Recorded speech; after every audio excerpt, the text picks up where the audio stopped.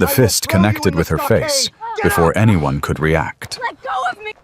Blood exploded from Maya Reyes's split eyebrow, bright red drops scattering across the concrete like scattered dreams.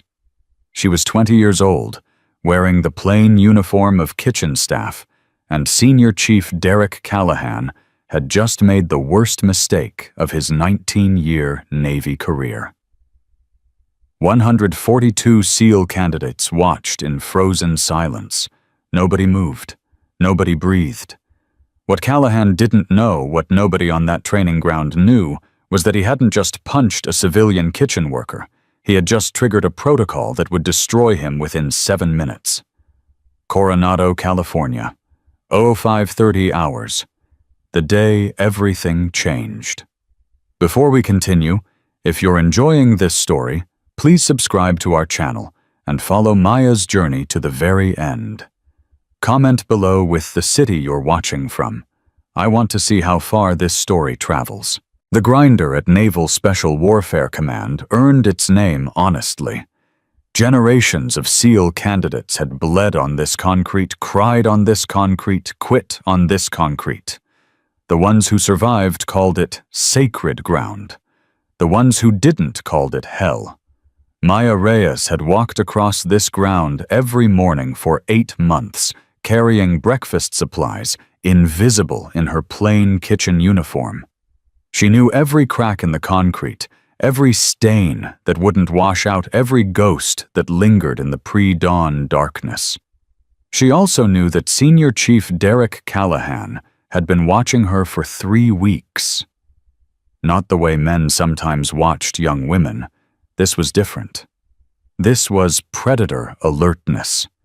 The instinct of a man who had survived 3 combat deployments, recognizing something that didn't quite fit.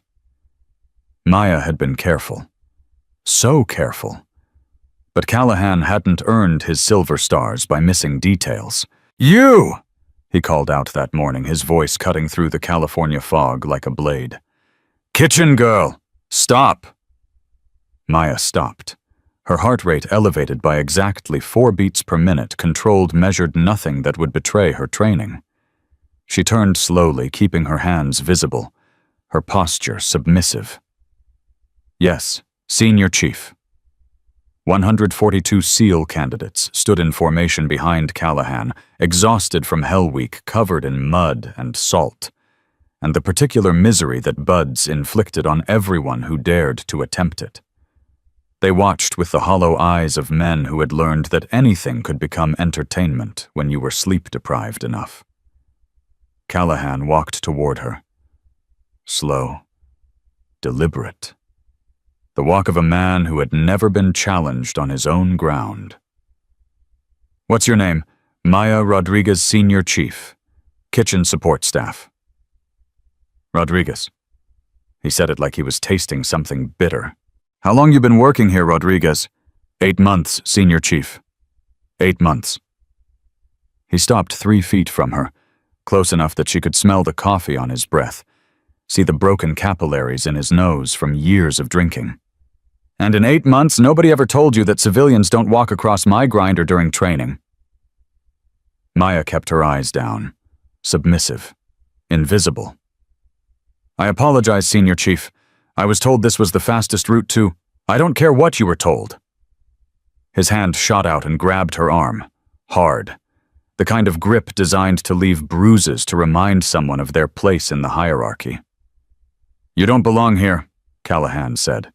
"This ground is for warriors, not for kitchen trash." Maya didn't resist, didn't pull away. 8 months of training, 8 months of watching, 8 months of waiting, all of it hinged on this moment. "I understand, Senior Chief. I'll use the other route from now." He threw her. Not pushed. Threw. The full rotational force of a 220-pound combat veteran who had spent 30 years learning how to hurt people efficiently. Maya hit the concrete hard, her shoulder taking most of the impact, her head bouncing once against the unforgiving surface. Stars exploded behind her eyes. Real pain, the kind you couldn't fake. She heard gasps from the formation. heard someone mutter "Jesus Christ" under their breath, heard the shuffle of feet as candidates instinctively wanted to help, but knew better than to move. "Get up," Callahan ordered. Maya pushed herself to her hands and knees. Blood dripped from a cut on her palm, where the concrete had torn skin. She could feel the biosensor near her spine, already transmitting data-elevated heart rate cortisol spike indicators of physical trauma. Not yet, she told herself. Not the right moment. "I said get up." She stood. Slowly. Keeping her head down, her shoulders hunched. Playing the victim. Playing the role she had perfected over 8 months of being invisible. "Look at me," Callahan demanded. Maya raised her eyes. And in that moment, something passed between them, a flicker of recognition, of challenge, of two predators identifying each other across a crowded room. Callahan saw it. His face changed. "Who are you?" he asked, his voice dropping low enough that only she could hear. "Kitchen staff senior chief. Nobody important." "No." He shook his head slowly. "No, you're not." The punch came without warning. Not a slap, not a push. A closed fist strike to her face, delivered with the full technical precision of a man who had taught hand-to-hand combat for 2 decades. His knuckle caught her eyebrow, splitting the skin to the bone. Blood erupted. Maya went down. 142 candidates stood frozen watching a 19-year Navy veteran assault a civilian kitchen worker. Watching blood pool on sacred ground. Watching something that violated every code they had been taught to uphold. Nobody moved. Nobody spoke. The silence was total. Maya lay on the concrete, blood running down her face, and felt the biosensor complete its transmission. Somewhere in Langley, Virginia, screens were lighting up. Somewhere in Washington, D.C., NCIS was mobilizing. Somewhere in the ether, encrypted communications were being intercepted and decoded. 7 minutes. She had 7 minutes until the world fell on Derek Callahan's head. But she needed something first. Something the extraction teams couldn't get without her. His phone. The phone that contained encryption keys for communications with Chinese intelligence. The phone that held evidence of 3 years of treason, 47 compromised SEAL candidates, and 6 dead operators whose mission had been betrayed before they left American soil. She had to make him come closer. "Is that all you've got?"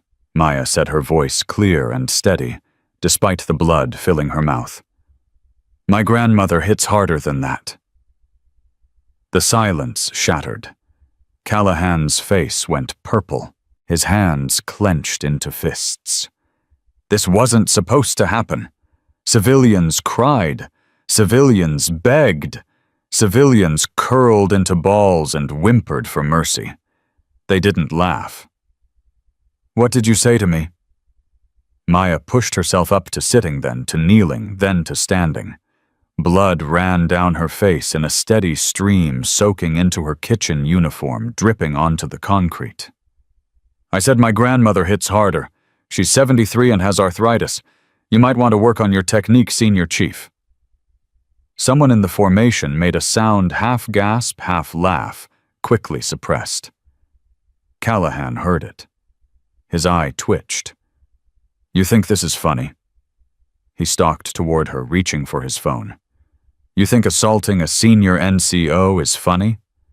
"I haven't assaulted anyone," Maya said calmly. "But I'm pretty sure the 142 witnesses behind you would confirm that you assaulted me." Callahan stopped. His hand hovered over his pocket. For a moment, just a moment, doubt flickered across his face. Then it hardened into rage. "You're done," he said. "Whatever job you think you have here, it's over. I'm going to document this file charges and make sure you never work on a military installation again." He pulled out his phone. Maya's world narrowed to that single object. 8 months of work. 8 months of watching men suffer. 8 months of serving breakfast to candidates whose psychological profiles Callahan sold to Chinese intelligence.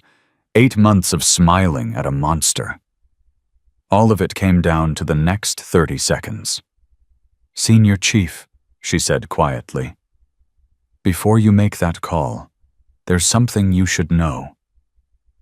"I don't care what you—" "The encrypted messaging app you use to communicate with your handler in Beijing. We cracked it 6 months ago.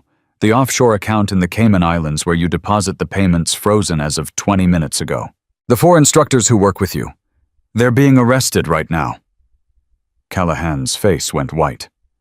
What are you— My name isn't Maya Rodriguez." She straightened her spine and something in her posture changed. The submissive kitchen worker disappeared. In her place stood something else entirely. "It's Maya Reyes, and you're under arrest for espionage, treason, and conspiracy to commit murder in connection with the deaths of 6 United States Navy SEALs." The phone dropped from Callahan's nerveless fingers. Maya caught it before it hit the ground.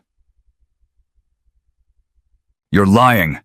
Callahan's voice came out strangled, desperate. "You're a kitchen worker. You're nobody." "I'm nobody," Maya agreed. "That's exactly what I needed to be." Behind Callahan, the formation had broken. Candidates were backing away, creating distance from a man they had feared for months. Some looked confused. Others looked relieved. A few looked like they wanted to applaud. "This is insane!" Callahan started to reach for Maya to grab the phone back. "Give me that. You don't have the authority." A new voice cut through the chaos. "She doesn't need the authority. I do." Lieutenant Commander James Nakamura Wolf, as the candidates called him, stepped forward from the edge of the grinder. He had been watching from the shadows, as he had been watching for 6 months. "Derek Callahan, I'm placing you under arrest on behalf of Naval Criminal Investigative Service." "Wolf." Callahan's face twisted with betrayal. You're part of this. I've been building this case for 2 years." Wolf's voice held no emotion. "Ever since my brother died, in a mission that was compromised before it started. Thomas Nakamura, Team 3. You sold his location to Chinese intelligence for $50,000. The blood drained completely from Callahan's face. "Tommy was your brother, yes." Wolf moved closer, his hand resting on his sidearm. "And I've spent every day since his death waiting for this moment. It wasn't supposed to. They said it was just information, training protocols. Nobody was supposed to get hurt. Tell that to his widow. Tell that to his 3 children who will grow up without a father." Callahan's knees buckled.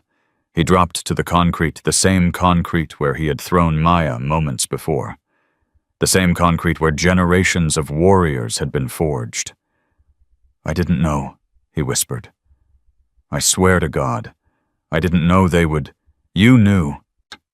Maya's voice cut through his excuses like a scalpel.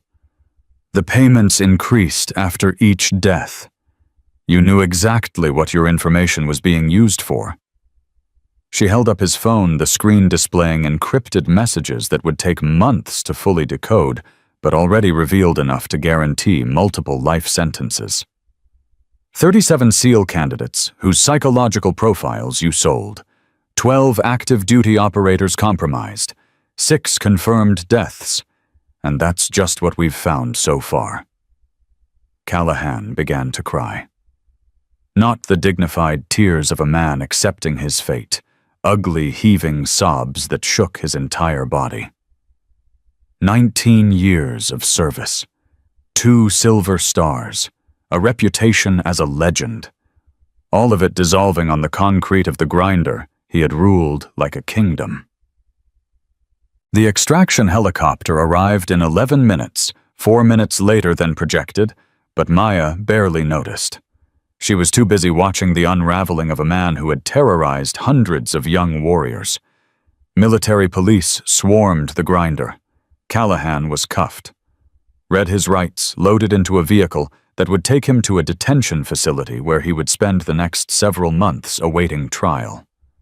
142 SEAL candidates stood in confused clusters, watching their world reorganize itself around a new reality. Maya sat on a concrete barrier, an EMT cleaning the wound above her eyebrow, while Wolf stood nearby making phone calls to coordinate the broader operation. 4 arrests in San Diego, he reported, covering his phone briefly. 2 in Virginia, 1 in Maryland. The network is collapsing. Maya nodded, wincing, as the EMT applied butterfly bandages to her split skin. The handler. Chinese intelligence is scrambling. They're pulling their assets, trying to protect whatever they can. But we've got enough to burn the whole operation. Good. Wolf ended his call and studied her for a long moment. You took a real punch. That wasn't part of the plan. Plans change. Maya touched the bandage gently. He was suspicious. I needed him angry enough to make a mistake. He could have killed you. He didn't. But he could have. Maya met Wolf's eyes. There was something in his gaze, respect, certainly, but also concern. The concern of someone who had seen too many young operatives burn themselves out in service of the mission. I knew the risks when I signed up, she said quietly. 6 SEALs died because of him. 47 candidates had their psychological vulnerabilities sold to a foreign government. 3 young men committed suicide because Callahan broke them and then profited from their destruction. This, she gestured at her face, is nothing compared to what they suffered. Wolf was silent for a moment. Then he nodded slowly. Deputy Director Chen is on her way. She wants to debrief you personally. I figured. And there's something else. Wolf hesitated. One of the candidates, Daniel Martinez, he was on Callahan's list. His profile was scheduled to be transmitted to Beijing next week. Maya closed her eyes. Daniel Martinez, 20 years old, from Phoenix. She had served him breakfast every morning for 8 months, had watched him struggle through Hell Week, had silently rooted for him to survive. Is he okay? He's confused. They all are. But he asked about you. Wanted to know if the kitchen girl was really some kind of spisa. Despite everything, Maya almost smiled. What did you tell him? I told him the kitchen girl was the bravest person I've ever met. Maya opened her eyes. Wolf wasn't looking at her. He was watching the helicopter that was bringing Deputy Director Chen from Los Angeles. That might be an exaggeration, Maya said. No. Wolf's voice was certain. It's not. Victoria Chen arrived like a force of nature, small in stature, but immense in presence. Her silver hair pulled back in a severe bun, her eyes taking in every detail of the chaos on the grinder. Status report, she demanded before her feet had fully touched the ground. Network neutralized, Wolf replied. 7 arrests confirmed, more pending. Callahan is in custody. Evidence secured. Chen's eyes found Maya, scanned the blood-stained uniform, the bandaged face, the steady hands. You deviated from the plan. Yes, ma'am. The plan was to acquire the phone without direct confrontation, to maintain your cover until extraction. Callahan was suspicious. He had been watching me for 3 weeks. If I hadn't acted today, he would have investigated, found inconsistencies, disappeared before we could move. Chen was silent for a long moment. Maya could feel the weight of that silence, the judgment of a woman who had spent 40 years in intelligence, who had seen 100 operations succeed and 100 more fail. The phone, Chen finally said. The encryption keys are intact. Yes, ma'am, The biosensor data, transmitted and recorded. Every word Callahan said is documented. Chen nodded slowly. Something that might have been approval flickered across her face. "When you came to me 8 months ago," she said quietly, "you were a 19-year-old analyst with no field experience and a personal vendetta. I told you this mission would break you." Maya remembered that conversation, remembered the cold certainty in Chen's voice, the doubt in her eyes. "You were wrong," Maya said. "No." Chen shook her head. "I was testing you, and you just passed." She turned to Wolf. "Commander Nakamura, please ensure that Miss Reyes receives a full medical evaluation. Then bring her to the debrief facility. We have work to do." "Yes, ma'am." Chen walked away, already making calls, already coordinating the next phase of an operation that would take months to fully resolve. Maya watched her go and felt something shift inside her chest. 8 months of being invisible. 8 months of watching and waiting and pretending to be someone she wasn't. It was over. Or maybe it was just beginning. The medical evaluation took 2 hours. Concussion protocol, negative. Facial laceration, superficial, would heal without scarring. Psychological assessment, stable, no immediate concerns. Maya answered every question submitted to every test and thought about Daniel Martinez. 20 years old, from Phoenix. Wanted to be a SEAL because his grandfather had served in Vietnam and his father had served in Desert Storm. 3 generations of warriors, and he wanted to continue the legacy.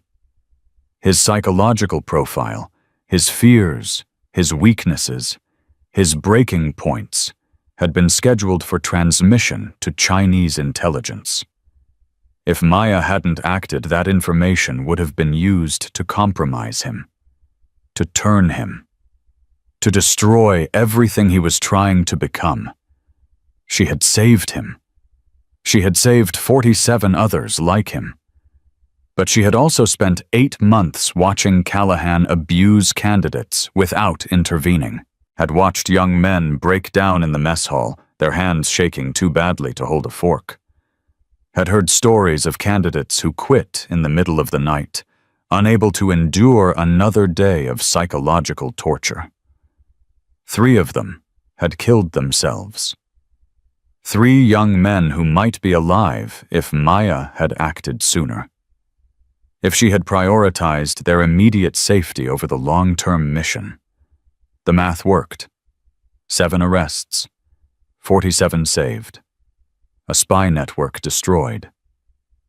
But the math didn't account for the faces Maya saw when she closed her eyes. The debrief facility was a nondescript building on the outskirts of Coronado, the kind of place that looked like an insurance office from the outside and contained secrets that could reshape nations inside. Deputy Director Chen was waiting in a conference room, a thick folder open on the table in front of her. Wolf sat beside her, his expression unreadable. "Sit down, Miss Reyes." Maya sat. "The operation was a success," Chen began. "Derek Callahan will spend the rest of his life in prison. His network is dismantled. Chinese intelligence has lost a valuable asset." "But," Maya asked. Chen's eyes narrowed slightly. "What makes you think there's a but? There's always a but." For a moment, Chen almost smiled. Almost. "The but," she said, "is that we've intercepted communications suggesting this network was larger than we initially believed. Callahan wasn't just operating at Coronado. He had contacts at Fort Benning, at Camp Lejeune, at bases across the country." Maya felt her stomach tighten. "How many?" "We don't know yet. But the pattern suggests at least 3 other senior instructors involved in similar operations. Same methodology: identify promising candidates, document their psychological profiles, sell the information to foreign intelligence services. 3 more Callahans. At minimum. The room was silent for a moment. Maya stared at the table, processing the implications. You want me to go after them? I want you to consider your options. Chen leaned back in her chair. You've proven yourself, Miss Reyes. You have instincts that can't be taught, and a pain tolerance that most operators would envy. NCIS, CIA, FBI, any of them would be lucky to have you. But this work has a cost. You spent 8 months watching abuse happen and doing nothing. You smiled at a monster every morning. You served breakfast to men whose deaths you couldn't prevent. Chen's voice softened slightly. That kind of work leaves scars, the kind that don't show on medical evaluations. Maya thought about the 3 candidates who had killed themselves. Thought about the faces she saw when she closed her eyes. I can handle it, she said. I know you can. Chen closed the folder. The question is whether you should. Wolf walked Maya out of the facility as the sun set over Coronado, painting the sky in shades of orange and red. She's right, you know, he said. This work destroys people. I've seen it happen. Good operatives who gave everything to the mission and had nothing left for themselves. Is that what happened to you? Wolf was quiet for a long moment. My brother died 3 years ago. Since then, I've spent every waking moment hunting the people responsible. I've sacrificed relationships, friendships, any chance at a normal life. All for this. Was it worth it? Ask me tomorrow, after I've had a chance to feel something other than rage for the first time in 3 years. They reached the parking lot. A black SUV waited to take Maya to temporary housing, where she would spend the next several weeks being debriefed, evaluated, and prepared for whatever came next. For what it's worth, Wolf said, I meant what I told Martinez. You're the bravest person I've ever met. Maya opened the SUV door, then paused. Can I ask you something? Anything. If you had to do it again, the 3 years, the sacrifice, all of it, would you? Wolf considered the question. My brother had 3 kids. The oldest is 12 now. She looks just like him. Every time I see her, I remember why I started this, why I kept going when I wanted to quit. That's not an answer. Yes, it is. Wolf met her eyes. Some things are worth any price. Protecting the people who can't protect themselves. Stopping predators who hide behind uniforms. Making sure that what happened to Tommy doesn't happen to anyone else. He paused. You already know this, Maya. You knew it 8 months ago when you walked into Chen's office and volunteered for a mission that should have been impossible. The question isn't whether the work is worth it. The question is whether you're willing to keep paying the price. Maya climbed into the SUV. Through the window, she watched Wolf walk back toward the facility, toward the endless work of dismantling networks and hunting predators. She thought about Daniel Martinez, who would graduate Bud S. in 3 weeks if he survived. She thought about the 3 candidates who hadn't survived. She thought about the phone in her pocket. Not Callahan's phone, which was now in evidence, but her own.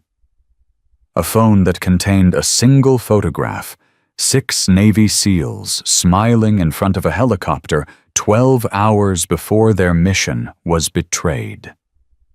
Her father had taken that photograph. Her father, who had been the CIA analyst, who first identified the security breach, who had been killed in a car accident in Vienna that wasn't an accident, who had died because he got too close to the truth. Maya had been 12 years old. She had spent 8 years preparing for this moment, learning languages, developing skills. building the kind of invisible competence that allowed her to walk into the heart of naval special warfare and dismantle a spy network from the inside. The work wasn't over. It was never over. But for now, for this single moment, she allowed herself to feel something like peace. The SUV pulled away from the facility, carrying her toward an uncertain future. Behind her, the grinder at Coronado lay empty in the fading light sacred ground where generations of warriors had been forged, and where on this day one monster had finally been destroyed. The SUV drove through the California darkness for 20 minutes before Maya spoke. "Take me to the barracks." The driver glanced at her in the rearview mirror. "Ma'am, my orders are to transport you to the safe house. Deputy Director Chen." "I know what Chen wants, but there's something I need to do first." "Ma'am, I can't deviate from Daniel Martinez, candidate barracks. 5 minutes. That's all I'm asking." The driver hesitated. Maya could see the conflict on his face orders versus the woman who had just brought down a spy network with nothing but a fake ID and 8 months of patience. "5 minutes, he finally said. "Then we go to the safe house." "Thank you." The barracks were quiet when they arrived. Most candidates collapsed in exhausted sleep after the chaos of the day. Maya found Martinez sitting alone on the steps outside, staring at nothing. He looked up when he heard her approach. His eyes went wide. "You're the kitchen girl." "I was." Maya sat down beside him, keeping a careful distance. "How are you holding up?" "I don't know." Martinez laughed, but there was no humor in it. "This morning, I was worried about whether I'd survive Hell Week. Tonight, I find out my drill instructor was selling our information to China." He shook his head. "How am I supposed to process that?" "You're not. Not tonight. Tonight, you survive. Tomorrow, you process." Martinez studied her face. The bandage above her eyebrow, the dried blood she hadn't fully cleaned from her hairline. "He really hit you?" "Yes." "And you just took it, like it was nothing?" Maya was quiet for a moment. It wasn't nothing. It hurt like hell. But pain is temporary. What Callahan was doing that would have hurt people for years, decades, forever for some. "The commander said you're some kind of spy. Intelligence operative. There's a difference." "What's the difference?" "Spies steal secrets. I stop people who sell them." Martinez nodded slowly, processing. Then he asked the question Maya had been waiting for. "Why did you save me?" "What do you mean? They said my file was on the list. My psychological profile. They were going to send it to China next week." His voice cracked slightly. "Why did you care about someone like me?" Maya turned to face him fully. This boy, because that's what he was, really just a boy trying to become a warrior, had no idea how close he had come to having his entire future compromised. "My father was a SEAL," she said quietly. "Team 4. He died when I was 12. Martinez's expression shifted. "I'm sorry." "Don't be. He knew the risks. He accepted them." Maya paused. "But before he died, he told me something. He said the teams aren't just about being the best. They're about protecting the people who can't protect themselves, the ones who don't even know they need protecting. Like me. Like you. Like every candidate who walks onto that grinder hoping to become something greater than themselves." Maya stood brushing dirt from her pants. "You're going to graduate Martinez. You're going to earn your trident, and someday you're going to protect people who don't even know your name." "How do you know?" "Because I've watched you for 8 months. I've seen you get knocked down and get back up. I've seen you help other candidates when you could barely help yourself. I've seen what you're made of." She held his gaze. "You're going to be a great SEAL, Daniel. Don't let what happened today make you doubt that." Martinez stood his posture, straightening, something shifting behind his eyes. "Thank you," he said, "for everything." Maya nodded once, then turned and walked back to the SUV. She didn't look back. Looking back was for people who doubted their choices. She had never doubted. Not once in 8 months.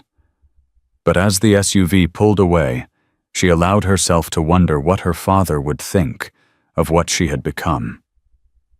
8 months earlier, she had walked into CIA headquarters with nothing but a photograph and a burning need for answers. She had walked out with a mission that would either destroy her or forge her into something new. The memory of that day surfaced now, sharp and clear. Victoria Chen's office had smelled like old coffee and classified documents. Maya had sat in a hard plastic chair, her hands folded in her lap, her heart pounding so hard she was certain Chen could hear it. "You're Elena Reyes's daughter." It wasn't a question. Chen had a folder open in front of her, pages covered with information Maya couldn't read from her angle. "Yes, ma'am. Your mother was one of our best analysts. Her work on the Eastern European network saved hundreds of lives." "I know." "And your father, Lieutenant Commander Marcus Reyes, Team 4, killed in action officially, killed by compromised intelligence actually." Maya's throat tightened. "That's why I'm here." Chen closed the folder and studied Maya with eyes that seemed to see everything, every fear, every doubt, every burning ember of rage that Maya had carried for 8 years. "You want revenge." "I want justice." There's a difference. Revenge is about making someone pay. Justice is about making sure it never happens again. Chen was silent for a long moment. Then she did something Maya hadn't expected. She smiled. "Your mother said something similar once, right before she went undercover in Prague." The smile faded. "She didn't come back from Prague." "I know." Maya's voice was steady. "She was killed 6 months after my father. The official report said car accident. The real report, the one I hacked out of your database when I was 16, said assassination." Chen's eyebrows rose slightly. "You hacked CIA databases at 16. I needed to know the truth. And now that you know it, now I want to finish what they started." Chen leaned back in her chair, her fingers steepled beneath her chin. "You're 19 years old. You have no field training, no operational experience. You're asking me to send you into one of the most dangerous undercover assignments we've ever attempted. I'm asking you to let me help." "Help?" Chen laughed, but it wasn't cruel. It was the laugh of someone who had heard 100 young operatives say the same thing. "Do you know what undercover work actually involves? It's not glamorous, it's not exciting. It's months, sometimes years of being someone you're not, of watching bad things happen and doing nothing because the mission requires it, of smiling at monsters and serving them breakfast." "I understand." "No, you don't. Not yet." Chen stood and walked to the window. "But you will." She turned back to face Maya. "There's an operation. We've been planning it for 2 years, waiting for the right asset. Someone young enough to be invisible, smart enough to survive, motivated enough to endure." Her eyes locked onto Maya's. "Someone with nothing left to lose." "What's the operation?" "Naval Special Warfare Command, Coronado, California. We have evidence that a senior instructor is selling classified information to Chinese intelligence. Training protocols, candidate psychological profiles, names and faces of future SEAL operators." Maya felt her blood turn cold. Seals. Like my father. Yes. Like your father. Chen returned to her desk. 6 operators have died because of this leak. Missions compromised before they began. Good men killed by enemies who knew exactly where they would be. Who's the instructor? Senior Chief Derek Callahan, 19 years of service, 2 silver stars, a legend in the special operations community. Chen paused. And a traitor who's been selling his brothers to foreign intelligence for 3 years. Maya's hands clenched into fists. When do I start? You don't. Not until you understand what you're agreeing to. Chen pulled out another folder, thicker, heavier. This is the training program. 6 months of intensive preparation. Language, tradecraft, psychological conditioning, physical training that will make buds look like summer camp. I can handle it. Maybe. Maybe not. Chen slid the folder across the desk. But here's what you need to understand, Miss Reyes. Once you go under, you're alone. We can't extract you without blowing the operation. We can't contact you without risking exposure. You will spend months, possibly a year, surrounded by people who would kill you if they knew who you really were. I understand. And there's something else. Chen's voice softened slightly. Derek Callahan doesn't just sell information. He's a predator. He breaks candidates, uses psychological torture to identify weaknesses, then sells those weaknesses to the highest bidder. If he suspects you, he will try to break you too. Maya met Chen's gaze without flinching. He can try. Your confidence is noted. It may also get you killed. Chen stood again, this time, extending her hand. Welcome to the Central Intelligence Agency, Miss Reyes. Your training begins tomorrow. Maya shook her hand. Thank you. Don't thank me yet. Chen's grip tightened briefly.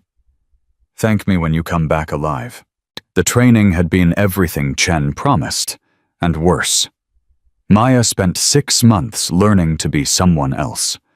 Learning to suppress every instinct, every reaction, every piece of herself that might betray her true identity.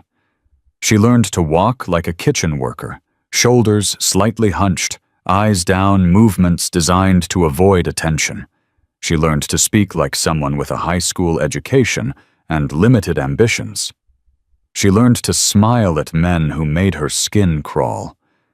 But the hardest part wasn't the physical training or the psychological conditioning. The hardest part was learning to watch. This is surveillance footage from Callahan's training cycles, her instructor had said, playing video after video on the screen. Watch what he does. Learn his patterns. Understand how he identifies targets. Maya watched. She watched Callahan single out candidates who showed vulnerability, watched him apply pressure subtle at first, then overwhelming until they broke. Watched young men who had dreamed of becoming warriors crumble into shells of themselves. He's not just training them, she said. He's farming them. Exactly. He identifies the ones most likely to wash out, accelerates their breakdown, then sells their psychological profiles to Chinese intelligence. Why would China want information on failed candidates? Because failed candidates don't disappear. They go into private security, law enforcement, government contracting. Some of them end up in positions with access to classified information. Her instructor paused. China is playing a long game. They're building a database of exploitable Americans. Maya felt sick. And Callahan is helping them. For $50,000 per profile. More for active duty operators. How many? We estimate 47 candidates over 3 years, plus 12 active duty SEALs whose mission details were compromised. Her instructor's voice hardened. 6 of those SEALs are dead. Maya closed her eyes. 6 faces. 6 families destroyed. 6 warriors who had trusted their brothers, never knowing that one of those brothers was selling them to the enemy. When do I deploy? 2 weeks. Your cover identity is complete. You'll be Maya Rodriguez, civilian kitchen support staff. Background, East Los Angeles high school dropout, enrolled through a Navy employment program for at-risk youth. What about the biosensor? Implanted yesterday while you were sedated. It's keyed to your biometrics. If you're ever in serious physical distress, it will automatically transmit an emergency signal. Maya touched the spot near her spine, where she could feel a tiny ridge beneath the skin. Her lifeline. Her only connection to the world outside her cover. And if something goes wrong, if Callahan suspects, then you run. You extract yourself by any means necessary, and you pray we can get to you before he does. And the mission? Her instructor was quiet for a long moment. The mission is more important than any individual operative. If you're compromised, we'll find another way. But the priority is always the intelligence. Maya understood. She had always understood. The mission came first. It always came first. Even if it cost her everything. The memory faded as the SUV arrived at the safe house, a nondescript apartment complex on the outskirts of San Diego. Maya climbed out, her body aching from the day's events, her mind still churning through 8 months of accumulated trauma. The apartment was clean, sparse, anonymous. Exactly what she expected. What she didn't expect was Victoria Chen sitting at the kitchen table, 2 cups of coffee steaming in front of her. "You visited Martinez," Chen said. It wasn't a question. "Yes." "Against orders?" "Yes." Chen gestured to the chair across from her. "Sit. We need to talk." Maya sat. The coffee was strong and black, exactly how her mother used to make it. She wondered if Chen knew that, or if it was coincidence. With Chen, nothing was coincidence. "You did well today," Chen began. "Better than anyone expected. The network is dismantled. Callahan is in custody. The intelligence community is calling this one of the most successful counter-espionage operations in a decade. But there are complications." Maya's stomach tightened. What kind of complications? Chen pulled out a tablet, swiped through several screens, then turned it to face Maya. A photograph filled the display. A man in his 50s, silver hair, cold eyes. "Do you know who this is?" Maya studied the face. Something about it seemed familiar, but she couldn't place it. "No." "His name is William Cross, Sergeant Major, United States Army, 25 years of service, 3 Bronze Stars, currently assigned as senior instructor at Fort Bliss, Texas." Another Callahan. "We don't know yet, but the patterns are similar. Unusually high washout rates. Candidates who disappear into private contracting. Financial anomalies that suggest foreign payments." Maya set down her coffee cup. "You want me to go after him?" "I want you to consider the possibility." Chen took back the tablet. "You've proven yourself, Maya. You have skills that can't be taught. Instincts that most operatives never develop. I also have 8 months of trauma that I haven't begun to process." "I know," Chen's voice softened. "And I'm not asking you to make a decision tonight. I'm asking you to think about it. To consider what you want your future to look like." "My future?" Maya laughed, but there was no humor in it. 24 hours ago, my future was serving breakfast to a traitor and hoping I didn't get caught. Now you're asking me to plan beyond next week. I'm asking you to recognize what you've become." Chen leaned forward. "You walked into my office 8 months ago as a grieving child with a death wish.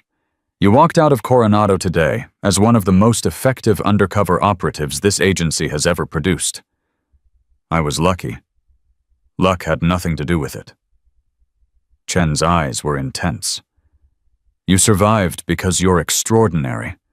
Because you have something that can't be trained, a willingness to sacrifice everything for the mission. Is that supposed to be a compliment? It's supposed to be a warning. Chen stood gathering her things. That willingness is a gift. It's also a curse. It will make you invaluable to this agency. It will also destroy you if you're not careful. Maya watched Chen move toward the door. Wait. Chen paused, turning. The 6 SEALs who died. The ones whose missions were compromised. Maya's voice was barely above a whisper. Were any of them Team 4? Chen was silent for a long moment. Then she nodded slowly. Thomas Nakamura. Wolf's brother. He was Team 4. Did he serve with my father? They deployed together twice. Your father was his mentor. Taught him everything he knew. Maya closed her eyes. Thomas Nakamura. Another piece of her father's legacy destroyed by the same network that had killed him. I'll do it, she heard herself say. Fort Bliss, Cross, whatever you need. Don't decide now. Take a week. Process what happened. Then if you still want to continue, come see me. I don't need a week. Take it anyway. Chen opened the door. That's an order. She left. Maya sat alone in the apartment, staring at the cold coffee, thinking about ghosts. Her father. Her mother. Thomas Nakamura. The 3 candidates who had killed themselves under Callahan's torture. She had spent 8 years preparing for revenge. 8 months executing a mission. And now, sitting in this anonymous apartment, she finally allowed herself to feel the weight of what she had done. She had watched people suffer, had served breakfast to men who would die because of information Callahan sold, had smiled at a monster every morning and done nothing because the mission required it. The math worked. 7 arrests, 47 candidates saved, a spy network destroyed. But math couldn't measure the cost. Maya stood and walked to the window, looking out at the San Diego skyline. Somewhere out there, Daniel Martinez was sleeping in his barracks, dreaming of becoming a SEAL. Somewhere Wolf was sitting with his brother's photograph, finally able to grieve. Somewhere Derek Callahan was in a cell, beginning to understand that his life was over. And somewhere in Texas, another predator was hunting in uniform. Maya touched the scar above her eyebrow, still fresh, still tender. A reminder of what she had survived, what she had prevented, what she had become. Chen was right. She needed to process, needed to heal, needed to remember what it felt like to be Maya Reyes, not Maya Rodriguez. But she also knew with a certainty that went bone deep that she wouldn't stop. Couldn't stop. Not while there were still monsters wearing uniforms. Not while there were still young warriors who needed protecting. Her phone buzzed. A text from an unknown number. Thank you. DM. Daniel Martinez. Somehow he had found a way to contact her. Maya smiled a real smile, the first one in 8 months, that wasn't part of her cover. You're welcome, she whispered to the empty room. Then she put down the phone, lay down on the bed, and let herself sleep. Tomorrow she would start processing. Tomorrow she would begin the long work of healing. But tonight she would rest. She had earned that much. The dreams came anyway, dark and formless, filled with Callahan's face, and the sound of fists hitting flesh, and the screams of young men breaking under pressure they were never meant to withstand. Maya woke at 300, drenched in sweat, her heart pounding, her hands reaching for a weapon that wasn't there. The mission was over. The nightmares were just beginning. The nightmares didn't stop after that first night. They came every time Maya closed her eyes, relentless and vivid. Callahan's face, the sound of his fist connecting with her skull, the screams of candidates breaking in the darkness. 3 days after the operation, she stopped trying to sleep. Wolf found her at 0400 on the 4th morning sitting on the beach behind the safe house, watching waves she couldn't really see in the pre-dawn darkness. "You look like hell," he said, dropping down beside her. "Thank you. That's exactly what every woman wants to hear." "When did you last sleep? Define sleep." Wolf didn't push.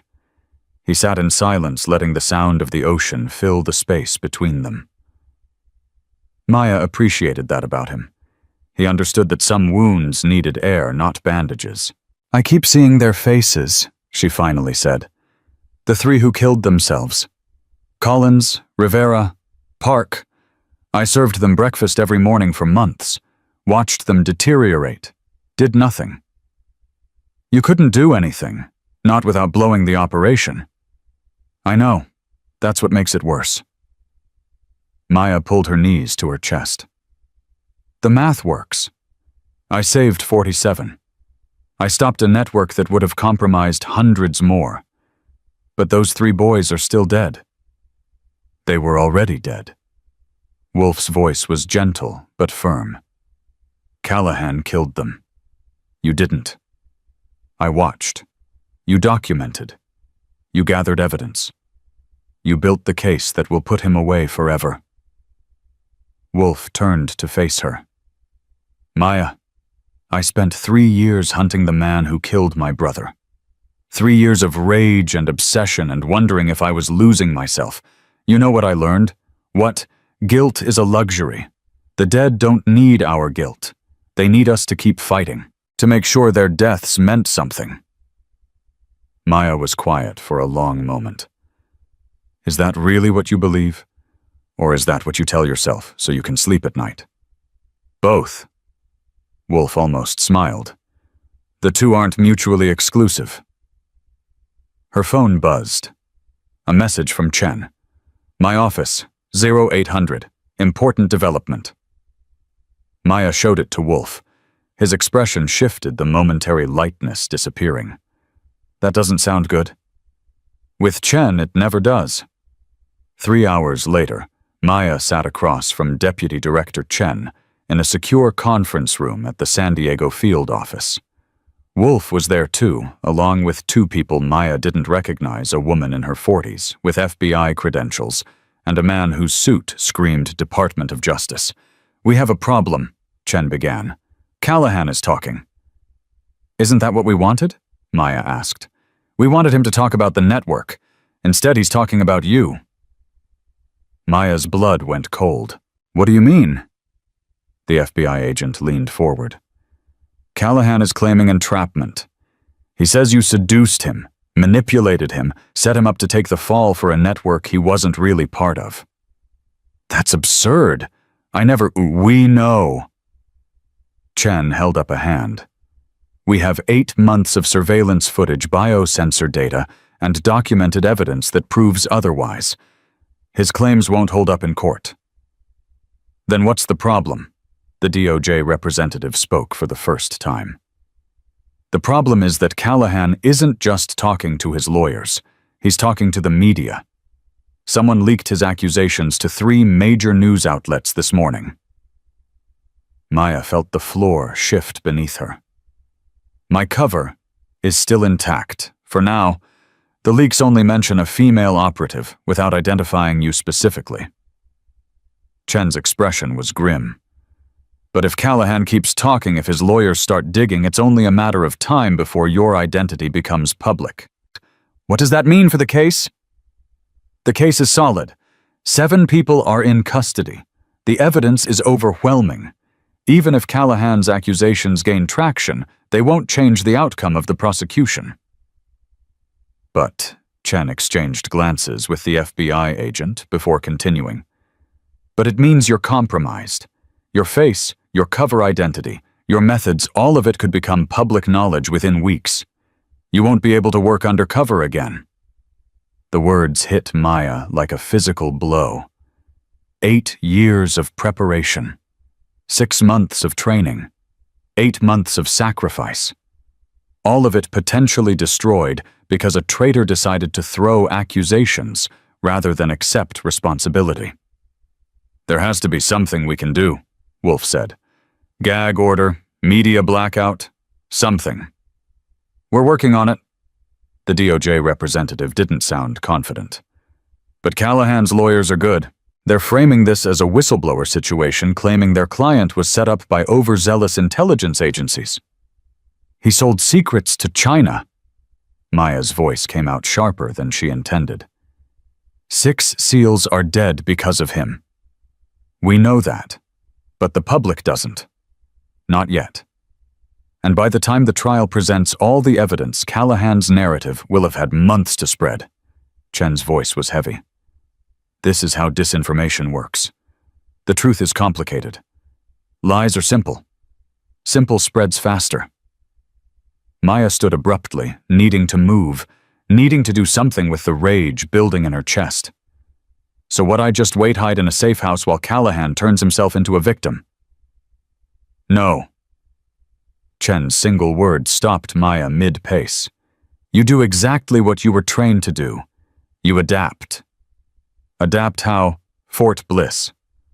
Chen pulled out the tablet again, displaying William Cross's photograph. "We accelerate the timeline. If your identity is going to be compromised anyway, we use the window we have left." "You want me to go undercover again now?" "I want you to consider the option." Chen set down the tablet. Cross is connected to the same network as Callahan. Different handler, different methodology, but the same Chinese intelligence operation. If we can take him down before your cover is blown, we cripple their entire recruitment infrastructure. Maya stared at Cross's face. Cold eyes, silver hair, the confident expression of a man who believed he was untouchable. "How long would I have? Best case 6 weeks before the leaks become specific enough to identify you. Worst case 2 weeks. That's not enough time to build a proper cover, to establish trust. I know." Chen's voice was gentle. "That's why I'm not ordering you to do this. I'm asking if you're willing to try." The room went silent. Wolf was watching Maya with an expression she couldn't read. The FBI agent and DOJ representative were carefully neutral. Maya thought about Daniel Martinez sleeping in his barracks, unaware of how close he had come to destruction. Thought about the 3 candidates who hadn't survived. Thought about her father, her mother, all the ghosts that had driven her to this moment. "If I do this," she said slowly, "and my cover gets blown mid-operation, then we extract you. Immediately. No questions asked. And the intelligence I've gathered up to that point, still valuable. Even a partial takedown is better than letting Cross continue operating." Maya closed her eyes. Every instinct screamed that this was too fast, too risky, too likely to end in failure. She had barely survived Coronado. The nightmares hadn't stopped. She hadn't slept more than 2 hours at a stretch in nearly a week. But somewhere in Texas, another predator was hunting. Another network was selling American secrets. Another generation of warriors was being exploited by someone they trusted. "When do I leave?" Chen's expression didn't change, but something shifted in her eyes. "Relief, respect. Both. Tomorrow night. We have a cover identity ready. Kitchen staff again, it worked at Coronado, and Cross won't have any reason to suspect the same approach." "What about the biosensor?" "Already being modified. New frequency, new encryption. Even if Callahan's people compromised the old system, they won't be able to track the new one." Maya nodded slowly. "And Wolf. Commander Nakamura will be running the operation from a support position here in San Diego. He knows the network. He knows the players. He's your lifeline." Wolf spoke up. "I should go with her. Closer support. If something goes wrong? If something goes wrong, you being on site won't help. You'll just give them 2 targets instead of 1. Chen shook her head. You're more valuable here coordinating with NCIS and monitoring communications. Wolf didn't look happy, but he didn't argue. Maya understood. Sometimes the hardest part of the mission was staying behind. One more thing, Chen said. Cross isn't like Callahan. He's smarter, more patient. He doesn't lose his temper, doesn't make obvious mistakes. If you're going to take him down in 6 weeks or less, you'll need to find a different approach. What do you suggest? His daughter. Chen swiped to a new image on the tablet. A woman in her early 30s, dark hair, sharp features. Captain Sarah Cross, Army Intelligence, stationed at Fort Bliss. Maya's stomach tightened. You want me to use his daughter against him? I want you to understand the landscape. Sarah Cross has been questioning her father's activities for months. She's noticed inconsistencies, unusual contacts, money that doesn't make sense. Chen paused. She came to us 3 weeks ago, voluntarily. She's an informant. She's a patriot who suspects her father is a traitor and wants to know the truth. Maya studied the photograph. Sarah Cross looked tired, conflicted, like someone carrying a weight too heavy for one person. Does she know about me? No, and she won't unless you decide to make contact. Chen set down the tablet. That's your call, Maya. Use her or don't, but understand that she might be your fastest route to the evidence we need. The meeting ended shortly after. Maya walked out of the building into bright California sunshine that felt obscene given the darkness of what she was about to do. Wolf caught up with her in the parking lot. You don't have to do this. Yes, I do. No, you don't. Chen gave you a choice. You can walk away, disappear into witness protection, start a new life somewhere far from all this. Maya stopped walking and turned to face him. Is that what you would do? Wolf was silent. That's what I thought. Maya started walking again. I appreciate the concern, Wolf, really, but I stopped being able to walk away 8 years ago. When your parents died. When I decided that their deaths would mean something. Maya reached the SUV that would take her back to the safe house. Some prices are worth paying. You taught me that. I also taught you that the mission will destroy you if you let it. Then I won't let it. Maya opened the door. Keep me alive, Wolf. That's all I'm asking. I'll do my best. Your best got us through Coronado. I'm counting on it getting us through Fort Bliss. She climbed into the SUV and closed the door. Through the window, she watched Wolf standing in the parking lot, his expression troubled. He was right to be worried. This operation was rushed, under-resourced, and built on a foundation of desperation rather than careful planning. Everything about it violated the principles of effective undercover work. But sometimes the mission didn't wait for ideal conditions. Sometimes you had to work with what you had and pray it was enough. The drive back to the safe house took 20 minutes. Maya spent the time memorizing her new cover identity, Jessica Nunez. 21 years old, from El Paso. Single mother working to support a 3-year-old daughter.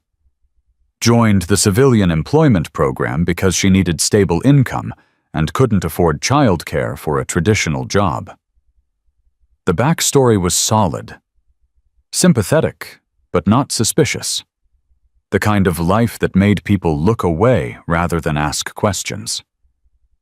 But it also meant carrying another person's pain, inhabiting another person's struggles. Becoming someone with wounds Maya would have to perform every single day. She wondered if there was a limit to how many identities one person could carry before losing themselves entirely. The safe house was quiet when she arrived. Maya went straight to the bedroom, pulled out her phone, and dialed a number she had memorized, but never used. It rang 3 times before a woman's voice answered. "Who is this?" "My name is Maya Reyes. I believe you've been expecting my call." Silence. Then, "How did you get this number?" "Deputy Director Chen gave it to me. She said you might be able to help." More silence. Maya could practically hear Sarah Cross processing, weighing risks, calculating possibilities. "Where are you?" "San Diego. But I'll be at Fort Bliss tomorrow night." "Why are you calling me now?" "Because I need to know if you're serious. If you're really willing to help bring down your father, or if you're going to fold the moment things get difficult." Sarah's laugh was bitter. "You don't know anything about me.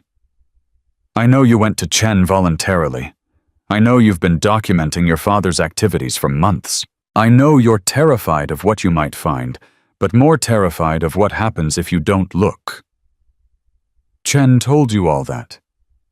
"Chen told me enough. The rest I figured out myself." Another pause.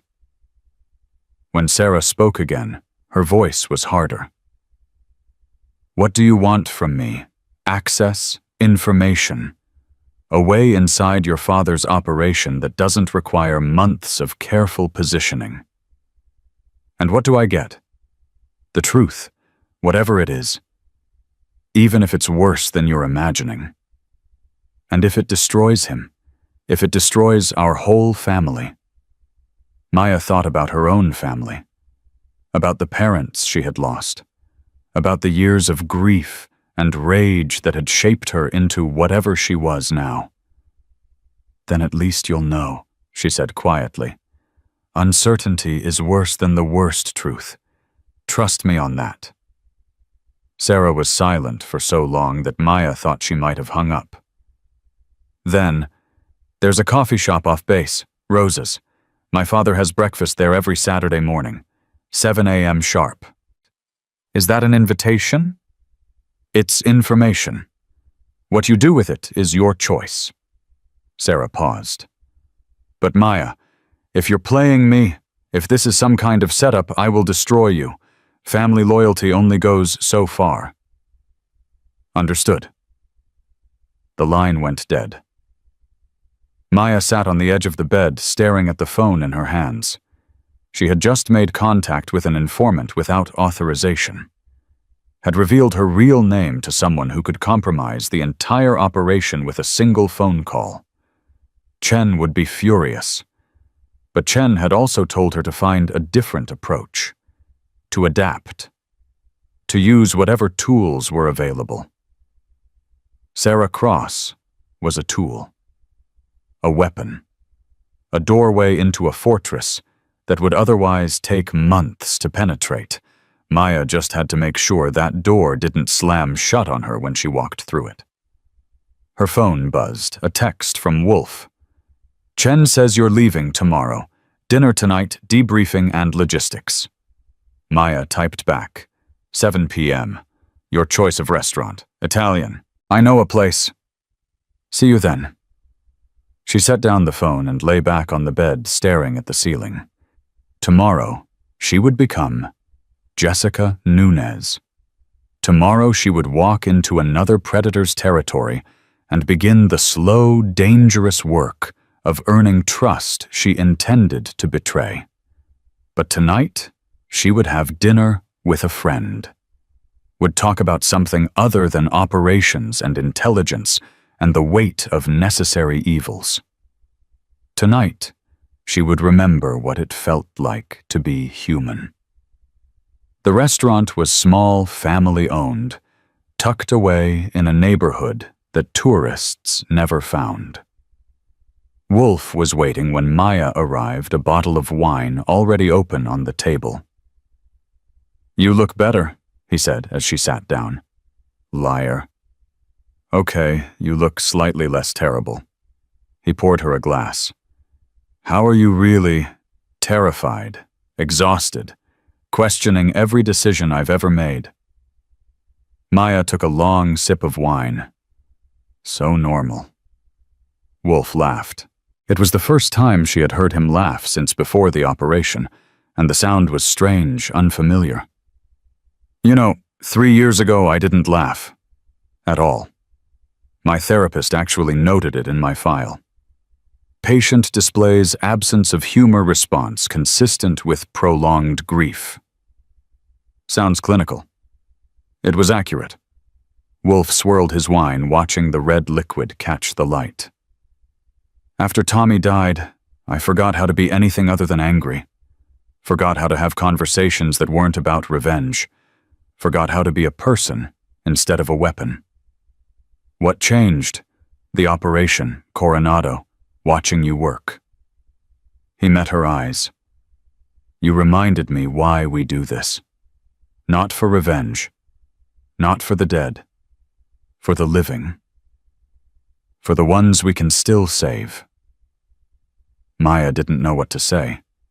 She had spent so long thinking of herself as a weapon that she had forgotten weapons could inspire. I'm scared, she admitted.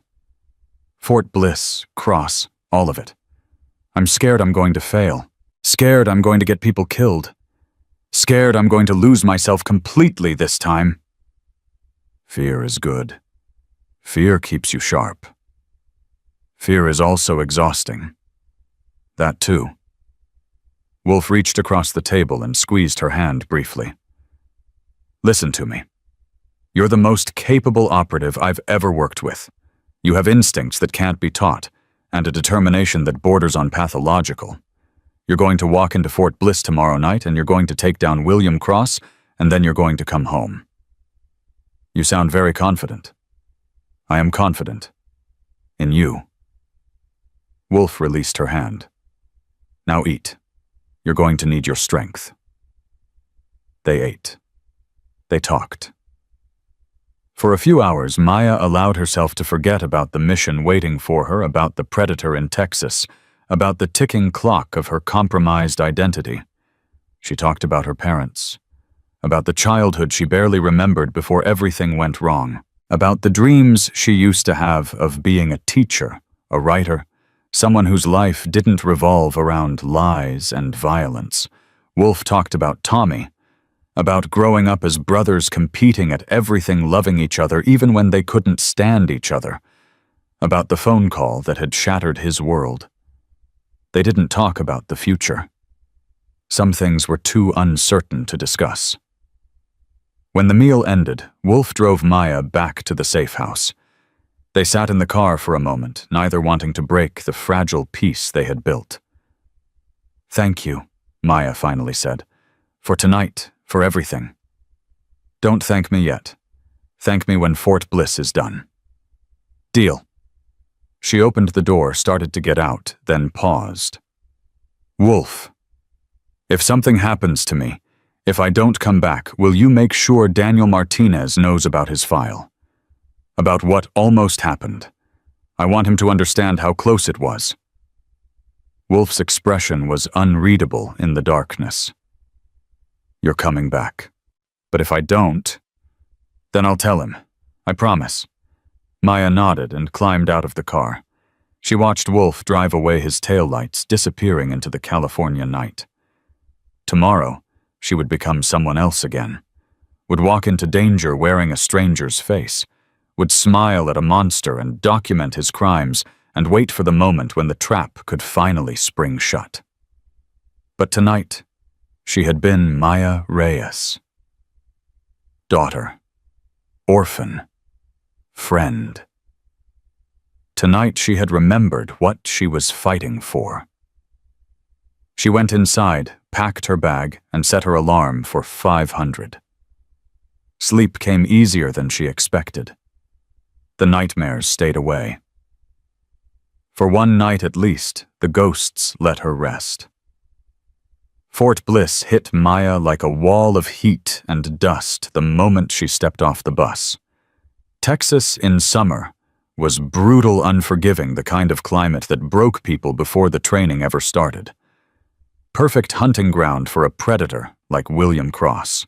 Maya Jessica, now she reminded herself, always Jessica reported to the Civilian Employment Office at 0700 and spent 2 hours filling out paperwork, taking photographs, receiving her badge and uniform.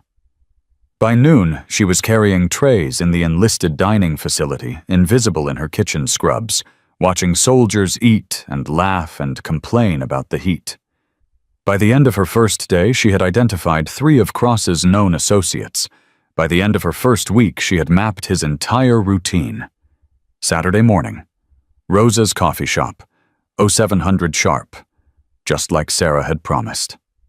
Maya arrived at 0645, ordered black coffee, and took a seat in the corner where she could see both entrances. She was wearing civilian clothes, jeans, a plain t-shirt, nothing that would connect her to the base.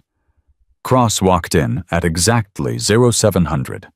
Silver hair, cold eyes, the confident stride of a man who had never been challenged. He ordered without looking at the menu, took his usual table by the window, and opened a newspaper. Old school, the kind of man who distrusted anything digital. Maya watched him from behind her coffee cup. 3 years of selling secrets, dozens of compromised soldiers, unknown numbers of deaths attributable to his intelligence. And he sat there reading the sports section like he hadn't destroyed countless lives. He does that every Saturday. Maya didn't flinch at Sarah's voice. She had heard her approach registered the familiar footsteps from the research files. Creature of habit, Maya said without turning around. Creature of arrogance. Sarah slid into the seat across from her. He thinks he's untouchable. 25 years of service, 3 Bronze Stars friends in every corner of the Pentagon. Who would ever suspect him? You suspected. I'm his daughter. I know what he's capable of. Sarah's voice was bitter. I've known since I was 12 years old and watched him destroy my mother's life. Maya finally looked at her. Sarah Cross in person was different from her photographs. Harder, more worn. The face of someone carrying secrets too heavy for one person. What happened to your mother? She found out. About his first affair. Confronted him. Sarah's jaw tightened.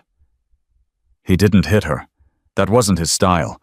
Instead, he systematically dismantled her reputation, spread rumors, got her transferred to a dead-end posting, made sure everyone believed she was unstable. And you, I was useful. A daughter in Army intelligence looked good on his record, so he kept me close, groomed me to follow in his footsteps. Sarah laughed, but there was no humor in it. The irony is, he's the one who taught me how to spot patterns, how to identify inconsistencies, how to recognize when someone is hiding something. And now you're using those skills against him. Now I'm using those skills for what they were meant to do, protecting the country. Sarah leaned forward. I'm not doing this for revenge, Maya. I need you to understand that. I'm doing this because he's a traitor and someone has to stop him. Maya studied her for a long moment, looking for deception, looking for the tells that would indicate Sarah was playing her own game. She found nothing but exhausted determination. What do you have? Sarah reached into her bag and pulled out a small envelope. Financial records, offshore accounts he doesn't know I know about, transaction dates that correspond with compromised operations. Maya took the envelope, resisting the urge to open it immediately. This is enough to start an investigation, maybe enough for a warrant. It's not enough to prove treason, not enough to connect him to specific deaths. Sarah's voice dropped. But I know where the real evidence is. Where? His study, at home. There's a safe behind his bookshelf. Old-fashioned combination lock. He doesn't trust digital security. Whatever he's hiding, it's in there. You've never tried to access it? I've never had the combination, and I couldn't risk him finding out I was looking. Sarah's eyes met Maya's. But you could, if you got close enough. Maya felt the trap closing around her. This was too easy, too convenient. Sarah showing up with financial records and a roadmap to the evidence they needed. Why should I trust you? You shouldn't. Sarah didn't hesitate. Trust is for people who haven't been betrayed. I'm offering information. What you do with it is your choice. And what do you want in return? I want to know the truth, all of it, even if it destroys everything I thought I knew about my family. Sarah's voice cracked slightly. I want to know if my father is responsible for the deaths of American soldiers. And if he is, I want to watch him face justice. Across the room, William Cross folded his newspaper and stood. For a moment his eyes swept the coffee shop, passing over Maya and Sarah without pausing. Then he walked out, leaving his coffee cup on the table for someone else to clean up. He didn't recognize you, Maya said. He never recognizes me when I'm not useful to him. Sarah stood gathering her bag. The combination to his safe. I'll find it. Give me a week. We might not have a week. Then give me whatever time you have. Sarah paused, looking down at Maya. Be careful with him. He's not like Callahan. He doesn't lose control. He calculates, plans, destroys people so thoroughly they don't even realize they've been destroyed until it's too late. I've dealt with predators before. Not like him. My father is the most dangerous man I've ever known. Sarah's voice was barely above a whisper. And I've spent my entire life learning to survive him. She left. Maya sat alone with her cold coffee, watching through the window as Sarah's car pulled away. Too easy. Too convenient. Every instinct Maya had developed over 8 months of undercover work screamed that something was wrong. But she didn't have time for caution. The clock was ticking. Somewhere in San Diego, Callahan's lawyers were digging. Somewhere in the media machine, her identity was being pieced together. She had weeks, maybe less, before her cover was blown completely. Sarah Cross was either an ally or a trap. Maya was about to find out which. The second week at Fort Bliss Cross noticed her. Maya was serving lunch in the officers' dining facility when he walked in with 2 other senior NCOs. She kept her head down, her movements efficient, her expression blank. But she felt his eyes on her, felt the weight of his attention like a physical pressure. You're new.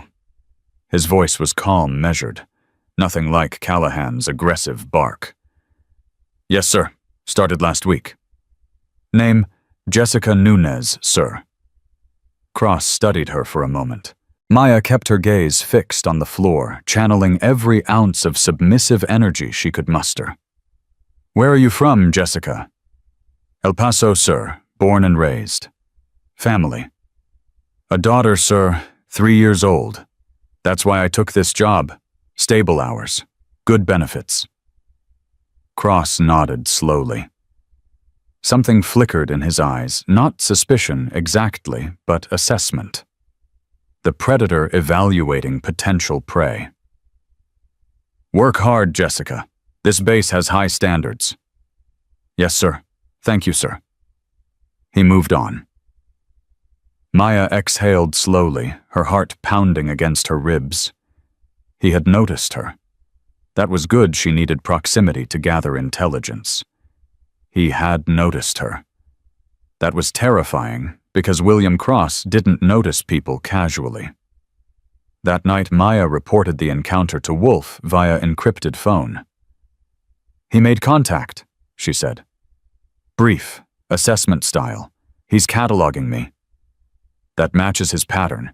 He evaluates everyone, files them away for future use. Wolf's voice was tense. Be careful. If he's showing interest this early, it might mean he suspects something.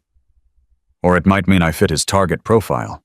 Young, vulnerable, single mother with no support system. Either way, you're on his radar now. Watch your back. Always. Maya ended the call and stared at the ceiling of her tiny off-base apartment. The walls were thin. She could hear her neighbor's television through the plaster, some reality show with dramatic music and staged conflicts. Real conflict was quieter. Real danger didn't announce itself with dramatic soundtracks. Real danger walked up to you in a dining facility and asked your name with a smile that never reached its eyes.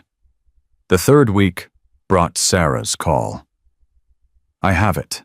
The combination." Maya gripped the phone tighter. "How?" "He has a system. Dates that matter to him. His promotion to Sergeant Major. His first Bronze Star. The day my mother left." Sarah's voice was flat. "Once I figured out the pattern, the rest was easy.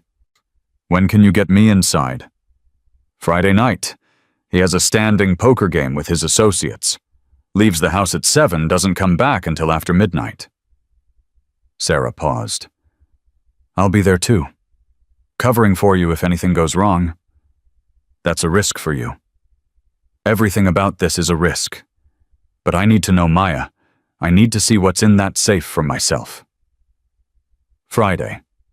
3 days away. Maya calculated the timing. 3 days to maintain her cover. 3 days to avoid doing anything that might raise Cross's suspicions. 3 days to prepare for an infiltration that would either deliver the evidence they needed or destroy everything. "Friday," she agreed. "Send me the address." The line went dead. Maya spent the next 3 days being perfectly invisible. She served meals, she cleaned tables, she smiled at soldiers and stayed quiet, and played the role of Jessica Nunez so completely that even she started to forget where the cover ended and the real person began. But at night alone in her apartment, Maya Reyes surfaced. She reviewed the intelligence Wolf had sent, Cross's known associates, his communication patterns, the suspected foreign handler whose identity remained frustratingly unclear. She studied the layout of his house from satellite imagery, memorized entry points, exit routes, potential complications. She prepared for everything that could go wrong, and she tried not to think about what would happen if this was all a trap. Friday arrived with a dust storm that turned the sky brown and forced everyone indoors. Maya took it as an omen, good or bad, she couldn't decide. Sarah picked her up 3 blocks from her apartment at 18:30, driving a nondescript sedan that screamed rental car. "You're sure he's gone?" Maya asked as she climbed in. "I watched him leave 20 minutes ago. The poker game is at Sergeant Major Patterson's house across base. He won't be back for hours."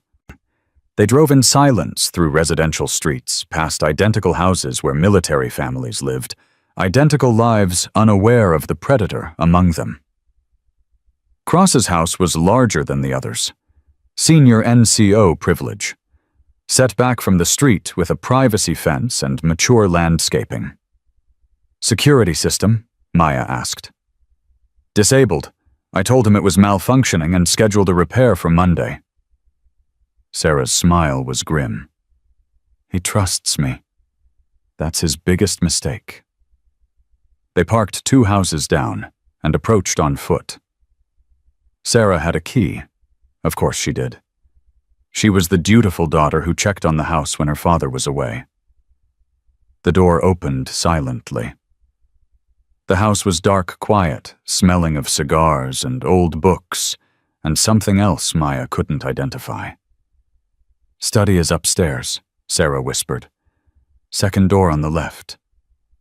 They moved through the darkness, Maya's training taking over. Silent footsteps, controlled breathing.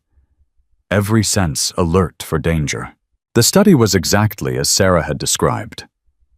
Oak bookshelves, heavy desk, a single window overlooking the backyard. "Behind the Hemingway collection," Sarah said, pointing. Maya found the hidden panel. Behind it, a safe. Old-fashioned, just like Sarah had said. Combination lock, no digital interface. "The numbers," Sarah recited them. Her voice trembled slightly. Maya entered the combination. The lock clicked. The door swung open. Inside folders.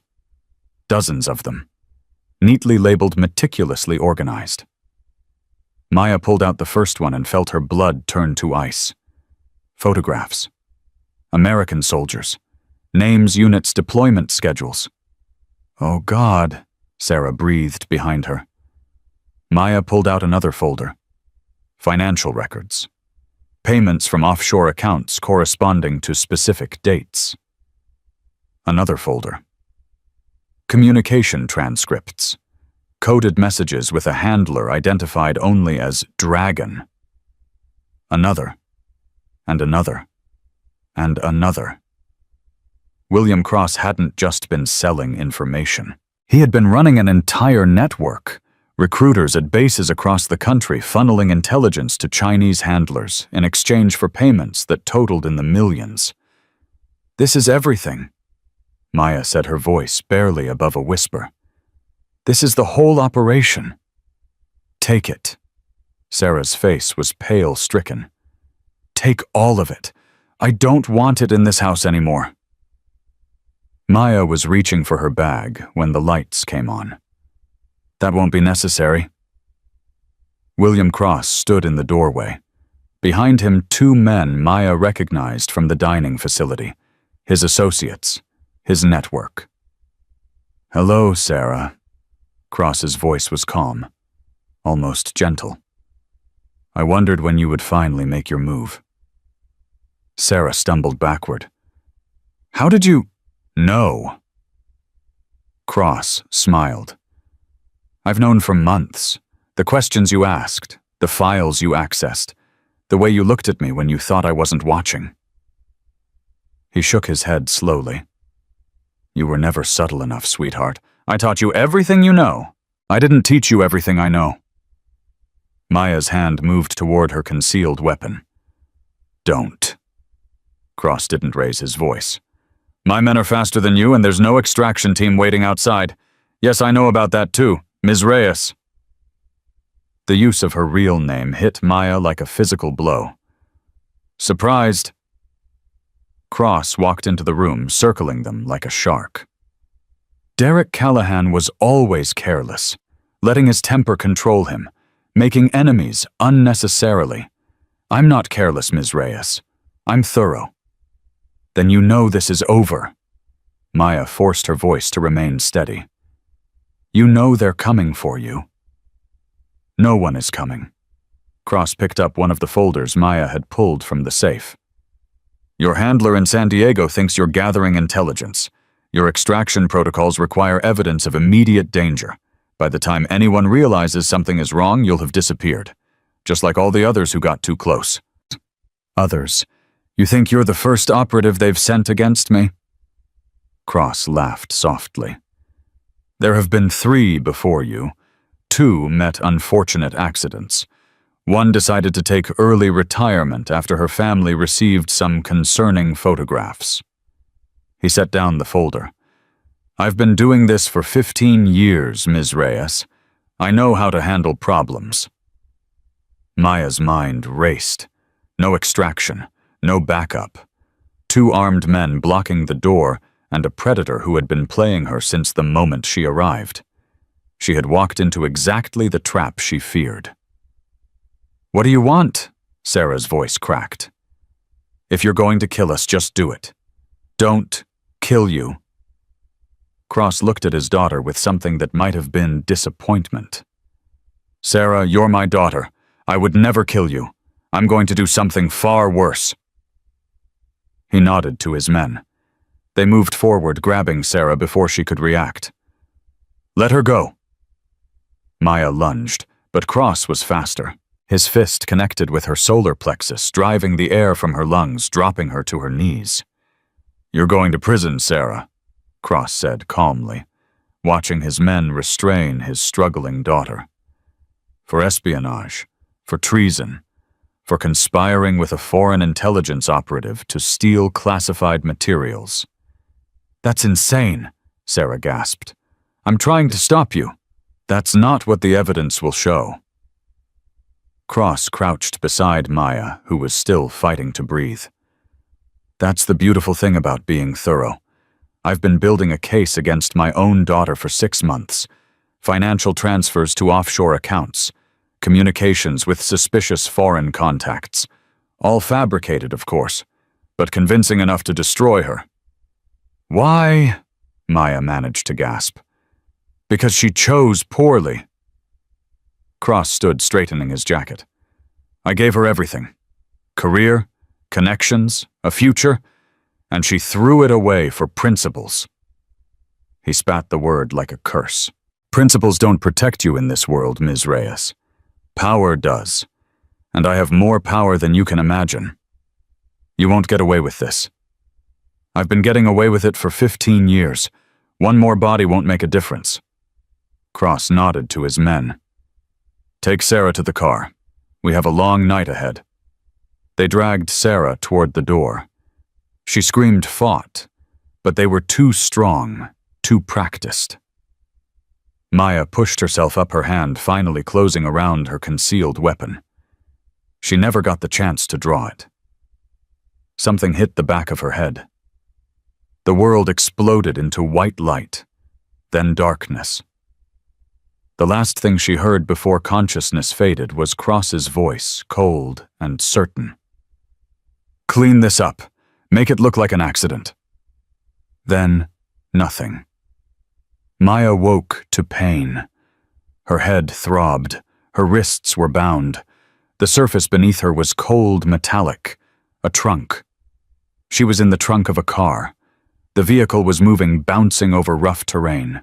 She had no idea how long she had been unconscious, or how far they had traveled. Think. She had to think. Her hands were zip-tied behind her back. Standard restraint. Painful but not impossible to escape with enough time and determination. Her biosensor was still transmitting. She could feel the faint warmth near her spine that indicated active status. But Cross knew about the sensor. He might have blocked the signal, or disabled it entirely. No weapon, no phone, no backup. Just herself, and whatever time remained before Cross decided to make her another accident. Maya twisted her wrists, feeling the plastic bite into her skin. Pain didn't matter. Survival mattered. She thought about Wolf waiting in San Diego for a call that might never come. Thought about Chen trusting that her most valuable asset could handle one more impossible mission. Thought about Daniel Martinez, who would never know how close he had come to destruction. She thought about her parents, about the promise she had made to herself at 12 years old, standing at their graves. I will finish what you started. The zip ties began to give. Slowly, painfully, but they gave. Maya worked faster, ignoring the blood now slicking her wrists. The car was slowing down. They were arriving at whatever destination Cross had chosen. 5 seconds. That's all she needed. 5 seconds of surprise, and she might have a chance. The zip ties snapped. Maya flexed her fingers, restoring circulation, preparing for whatever came next. The car stopped. Footsteps outside. Voices. The trunk opened. Maya exploded upward, her fist connecting with the face of the man who had opened it. He staggered backward, blood erupting from his nose. She was out of the trunk before he hit the ground, already moving toward the second man who was reaching for his weapon. Too slow. She was on him before he could draw her training taking over. Elbow to the throat, knee to the groin, head against the car door until he stopped moving. 2 down. Cross was nowhere in sight. Maya grabbed the fallen man's weapon and scanned her surroundings. Desert, darkness, a single structure in the distance, some kind of abandoned building, and Sarah's voice screaming from inside. Maya ran. The building was an old military storage facility abandoned years ago when the base expanded in another direction. Maya moved through the darkness with the stolen weapon, raised her bleeding wrists, leaving trails on the dusty floor. Sarah's screams had stopped. That was either very good or very bad. Maya pushed through a rusted door and found them. Cross stood over his daughter, who was crumpled on the ground, her face bruised, her lip split. He held a phone in his hand, recording. Perfect, he said without turning around. I was hoping you'd survive long enough to join us. Step away from her. or what you'll shoot me." Cross finally turned. His smile was calm, almost paternal. "Go ahead. Kill an unarmed senior NCO in cold blood. See how that plays out for your agency. You're a traitor. You've been selling American soldiers to China for 15 years. Prove it." Cross spread his hands.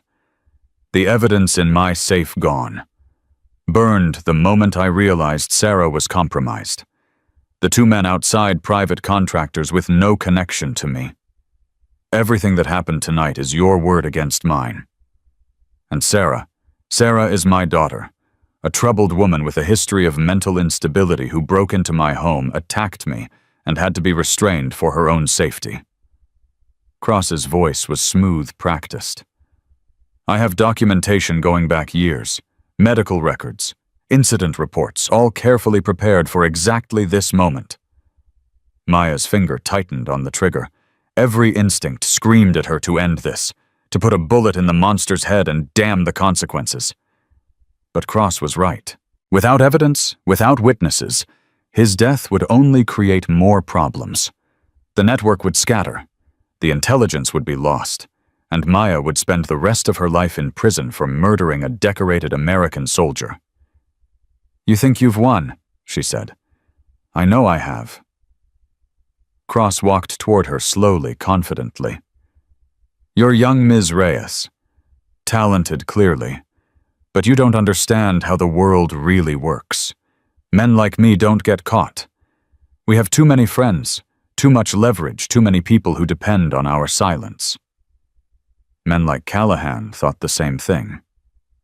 Callahan was a fool, emotional, reckless. Cross stopped 3 feet from Maya, close enough that she could see the absolute certainty in his eyes. "I'm neither." "Then why are you still talking?" For the first time, something flickered across Cross's face. Uncertainty, irritation. "What? If you've already won, why are you standing here explaining yourself? Why not just disappear? Let your contractors finish us and walk away clean." Cross's smile thinned. "Because I want you to understand. I want you to know that everything you've sacrificed, your parents, your childhood, your future, was for nothing. The network will continue, the intelligence will flow, and no one will ever know how close you came." Maya lowered her weapon. Cross's eyes narrowed. "What are you doing? You're right. Shooting you solves nothing." Maya set the gun on the floor and kicked it away. "So let's talk, like professionals. There's nothing to talk about." "There's everything to talk about." Maya held up her bloody wrists. "You've been planning this for months, preparing for every contingency, building a case against your own daughter? That's not the behavior of someone who's confident. That's the behavior of someone who's scared." "I'm not scared of anything." "You're scared of being forgotten, of being ordinary." Maya watched his face, looking for the cracks. 25 years of service, and what do you have to show for it? A house you'll never retire in. A daughter who despises you. A legacy built on betraying the very people you swore to protect. I protected this country. You sold it. Piece by piece, soldier by soldier. Maya stepped closer. How many died because of you, Cross? How many families got that phone call because you needed money you couldn't spend? Those soldiers were weak, expendable. The ones who mattered survived. The ones who mattered. Maya laughed, but there was no humor in it. You know what's funny? My father said almost the same thing. The strong survive. The weak get filtered out. Cross's expression shifted. Your father, Lieutenant Commander Marcus Reyes, Team 4, killed by compromised intelligence 14 years ago. Maya met his eyes without flinching. Your intelligence. The silence stretched between them like a wire pulled too tight. I don't know what you're talking about. Yes, you do. Operation Blackwater, 2011. A SEAL team was ambushed in Yemen because someone sold their insertion coordinates to Al-Qaeda. Maya's voice was steady, but her hands were shaking. I spent 8 years tracking that leak, 8 years building a case, 8 years waiting for this moment. Cross's mask cracked. Just for a second. Just long enough for Maya to see the fear beneath. You can't prove anything. I don't have to prove it. I just have to make you believe I can. Maya reached into her pocket and pulled out her phone. The screen was cracked, damaged when Cross's men had thrown her in the trunk, but still functional. This has been recording since I walked through that door. Your confession, your threats, your admission that you burned evidence and fabricated a case against your own daughter. That recording is inadmissible. You didn't have a warrant. I don't need it to be admissible. I just need it to exist. Maya smiled. By tomorrow morning, this recording will be on the desk of every major news outlet in the country, every military blog, every congressional oversight committee. Your friends in the Pentagon won't be able to protect you when the whole world is watching. Cross moved fast, faster than Maya expected. His hand closed around her throat, slamming her against the wall. Give me the phone. Maya couldn't breathe. Spots danced at the edges of her vision, but she forced herself to smile. Already uploaded. Cloud backup. Kill me, and it goes live in 6 hours automatically. Cross's grip tightened. You're bluffing. Want to bet your career on it? Behind him, Sarah stirred. Maya saw her push herself up, saw her eyes focus on the gun lying forgotten on the floor. Keep him talking. Just a few more seconds. You know what I don't understand. Maya gasped. Why turn traitor? You had everything. Career, reputation, power. Why risk it all for money you couldn't even spend? You wouldn't understand. Try me. Cross's grip loosened slightly, just enough for Maya to breathe. Because I deserved more, he said, his voice low and bitter. 25 years of service, 3 Bronze Stars. I trained thousands of soldiers, shaped the future of the Army. And what did I get? A pension that barely covers rent, a pat on the back, and a cheap watch at retirement. So you sold out your country for a better retirement plan? I sold out nothing. I traded information, intelligence that would have been gathered anyway by someone else eventually. Cross's face twisted. I just made sure I got paid for it. And the soldiers who died, casualties of war, acceptable losses. Like my father. Cross's eyes met Maya's. In them she saw something that made her blood run cold. Recognition. Marcus Reyes. Cross said the name slowly, tasting it. Team 4, Yemen. I remember now. Remember what? He was good. One of the best I ever saw. That's why the price was so high. Cross's lips curved into a smile. $20,000. That's what his life was worth. Not bad for a single coordinate set. Maya's vision went red. She didn't remember breaking free of his grip. Didn't remember driving her knee into his stomach, her elbow into his face, her fist into his ribs again and again, until he was on the ground and she was standing over him, her whole body shaking. Maya, stop! Sarah's voice cut through the rage. Maya looked up and saw her standing there, the gun in her hands pointed not at Maya, but at her father. He's not worth it, Sarah said. He's not worth destroying yourself. He killed my father. Maya's voice was barely recognizable. He admitted it. He sold my father for $20,000. And if you kill him, you become exactly what he always said you were. A weapon, a tool, something to be used and discarded. Sarah's voice was steady despite the tears running down her face. Is that what your father would have wanted? Maya looked down at Cross. He was groaning, trying to push himself up, blood streaming from his broken nose. Pathetic. Weak. Stripped of all his power and leverage, he was just an old man who had made terrible choices. She could end him. Right here, right now. One punch to the right spot, and he would never hurt anyone again. But Sarah was right. Her father wouldn't have wanted this. Her father had believed in justice in the system, in doing things the right way even when the wrong way was easier. Maya stepped back. "Call it in," she said to Sarah. "Tell them everything.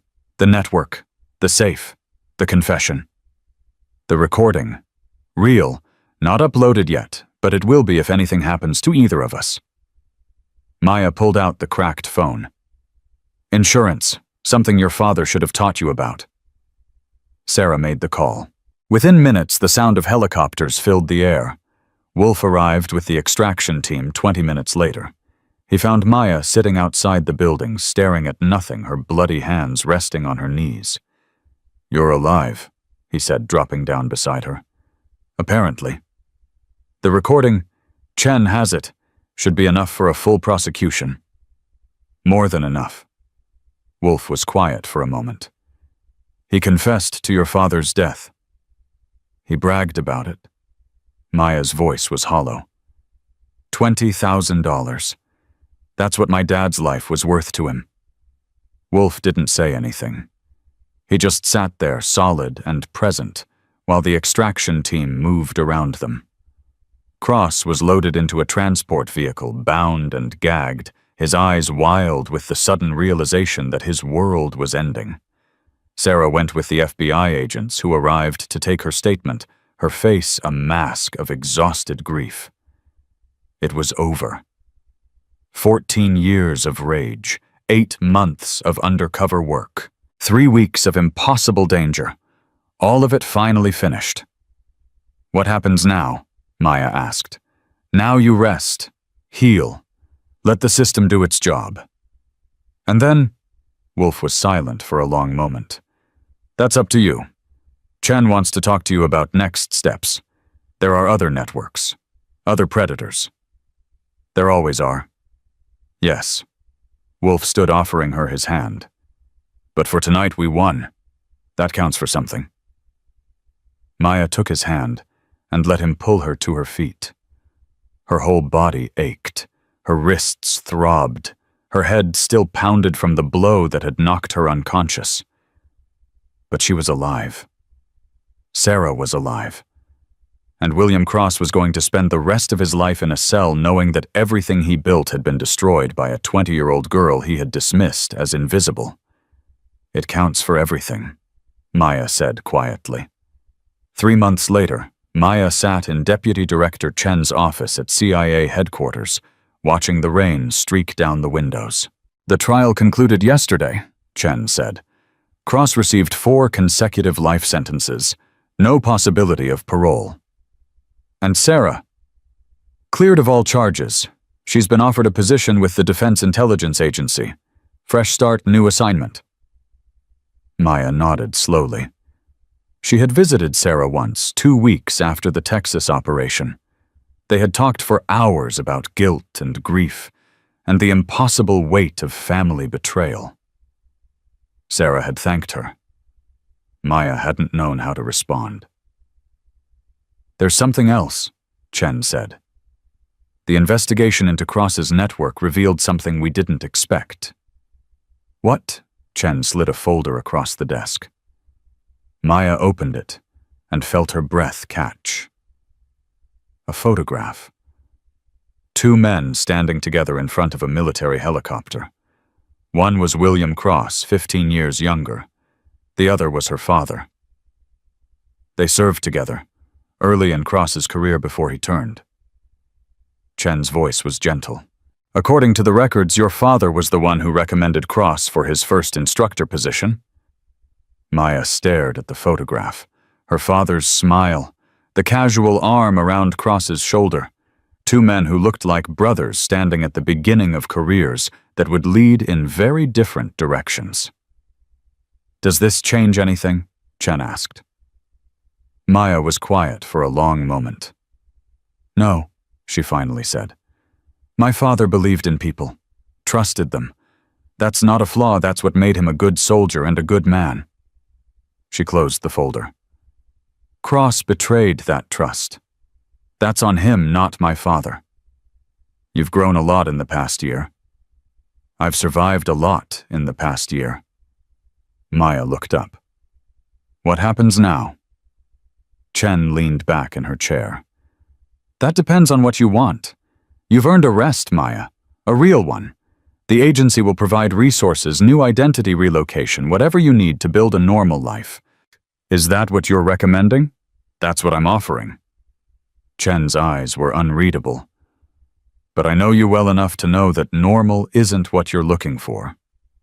Maya thought about Daniel Martinez, who had graduated BUDS 2 months ago and was now preparing for his first deployment. She thought about the 47 candidates at Coronado whose futures had been protected. She thought about Sarah Cross, who had lost everything, but gained something more valuable, the truth. There are more networks, Maya said. More predators hiding in uniforms. More young soldiers being exploited by people they trust. Yes. And you need people who can stop them. Yes. Maya stood and walked to the window. The rain was heavier now, turning the world gray and formless. Somewhere out there in bases across the country, instructors were shaping the next generation of American warriors. Most of them were good people, dedicated, honorable. Some of them were monsters. I spent 14 years preparing for revenge, Maya said quietly. I thought when it was over I would feel complete. Satisfied. At peace. Do you... No. Maya turned to face Chen. I feel like I'm just getting started. Chen smiled. Not her professional smile, something warmer, more genuine. Then welcome to the rest of your career, Officer Reyes. Maya accepted the handshake and felt something settle inside her chest. Not peace exactly, but purpose. What's my first assignment? Fort Bragg, Special Forces Training Command. We've identified a pattern similar to Cross's early behavior. Chen handed her a new folder. Different methodology, smaller scale, but potentially connected to the same foreign intelligence apparatus. Maya opened the folder. Another face. Another predator. Another mission. When do I leave? Tonight, if you're ready. Maya thought about everything she was giving up. The chance at a normal life. A family. A future that didn't involve lies and violence and the constant weight of being someone else. Then she thought about the faces she had saved. Daniel Martinez. Sarah Cross. The 47 candidates at Coronado who would never know how close they had come to destruction. The math worked. The mission mattered. And somewhere in North Carolina, young soldiers were trusting their instructors with their futures. I'm ready.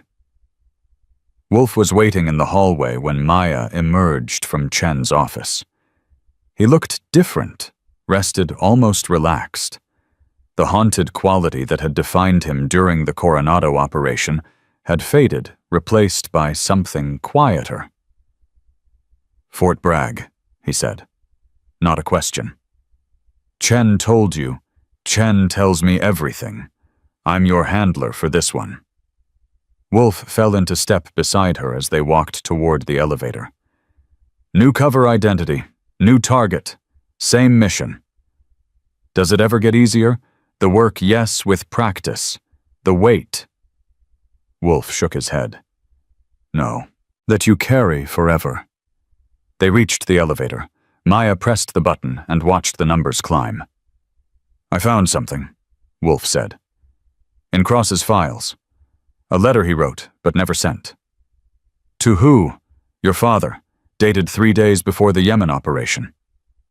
Wolf pulled an envelope from his jacket. I thought you should have it.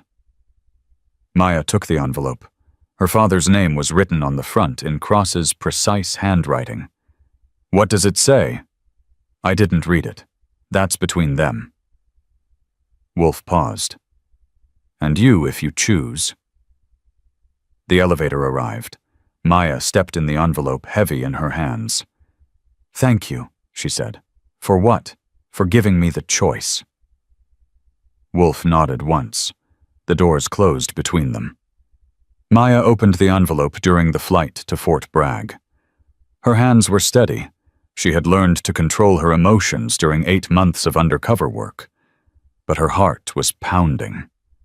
The letter was short. Handwritten. Dated August 12, 2011. Marcus, by the time you read this, I'll be gone. Not dead, just disappeared into a life you wouldn't recognize.